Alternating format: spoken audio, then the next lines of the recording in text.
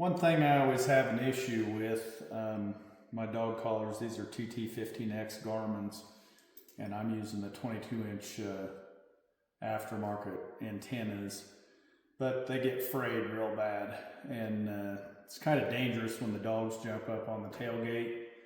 They can get you in the eye, they can get you in the face, they get you in the leg when they run by, they can get other dogs in the eyes.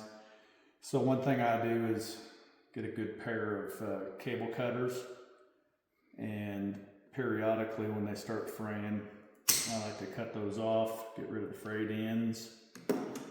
And what I found is these electric ends, and it takes 4.5 millimeter, and I need to find just 4.5 millimeter because there's a lot of other sizes here that really aren't needed.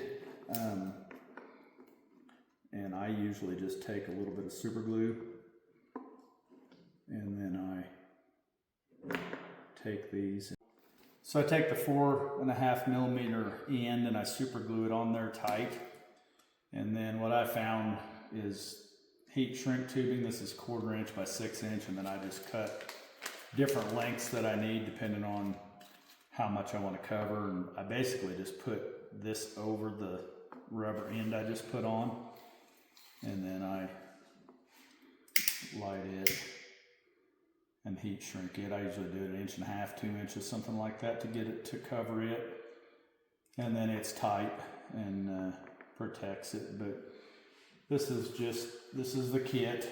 I think you can get probably 4.5 millimeters instead of so many different sizes. I'm not going to use the other sizes, but I got so sick of the collars. Every time you go out, you'd have frayed ends. If any of you have a better solution to that, but I mean, it ends up being pretty clean. Some dogs seem to go out one day and fray it again. Others go for a long time before it gets frayed again in the brush. So that's my solution. So hopefully you guys maybe have a better one you can share with me. Thanks.